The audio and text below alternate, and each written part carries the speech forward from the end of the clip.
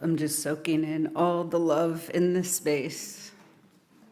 Love this. So some of you all might know that I am a practitioner student currently through Centers for Spiritual Living, studying science of mind. And the reading, one of the readings in our workbook this week is about oneness. So I thought that would go along with this talk. And this reading comes from Rev. Dan Granada, who is a CSL minister. Oneness is a word we use all the time in science of mind. It is a core tenet of the teaching, and in this case, just about anybody could probably provide a general definition of this concept. It might sound something like, oneness recognizes that everything is one life, that we are all connected. That sounds great, right? It does. It sounds great, and so we like it. But providing even this very innocuous definition almost immediately creates more questions than answers, even if it is just unconscious. Let's give it some context. Often we can hear oneness being spoken about when we want to recognize and sometimes even state that there is no separation between ourselves and others. We are all one, and this is true with a capital T. We are all one, and we are not separate. Yet the context of this statement is so often amidst a conversation that is otherwise attempting to recognize and maybe even honor the perceived distinction that we as humans are wired to experience. And so what happens is we end up either unintentionally bypassing someone's experience, saying something like, yeah, we're all one, implying, so your experience doesn't matter, or we inadvertently reinforce an unconscious belief that there are some elements of life that we would rather not look at and are not included in our perception of oneness. Sometimes we do both. We end up implying and sometimes even saying out loud that our definition of oneness is actually two-ness, duality. All of this over here is my version of oneness, and all of that over there, the stuff I don't like, the things that make me uncomfortable, the experiences I don't want to recognize or admit to, that is not part of my oneness. It doesn't take much to realize that doesn't work out so well. And in no way does it actually mean oneness.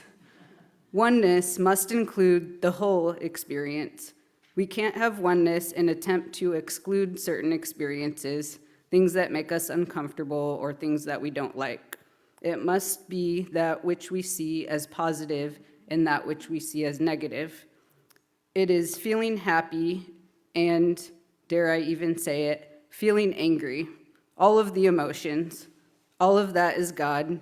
All of it is one. It can't be any other way.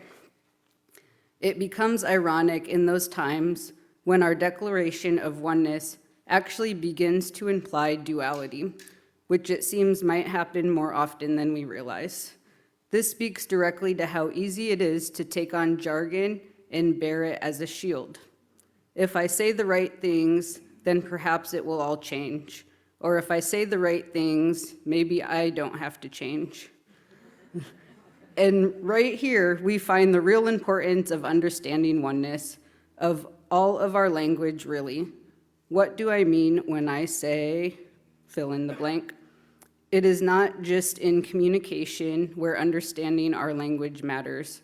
It is also in understanding ourselves and our own journey. When you say a word like oneness, what is it that you mean? Do you know what you mean, or is it just another word that got picked up along the way?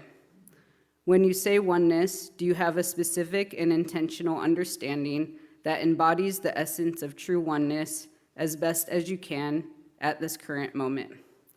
When you say oneness, are you aware of the human perception of the whole made up of all the parts? When you say oneness, does it just sound good and feel right without really thinking too much about it? There is no shame or judgment here in any of these answers.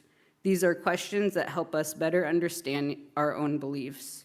When we believe, or what we believe about oneness is demonstrated in the ways that we unconsciously use and misuse, and then learn and use and misuse, and then learn again, attempting to become more and more aware of our beliefs. We can allow our use of oneness, or any of our words really, to be a mirror for a better understanding of ourselves.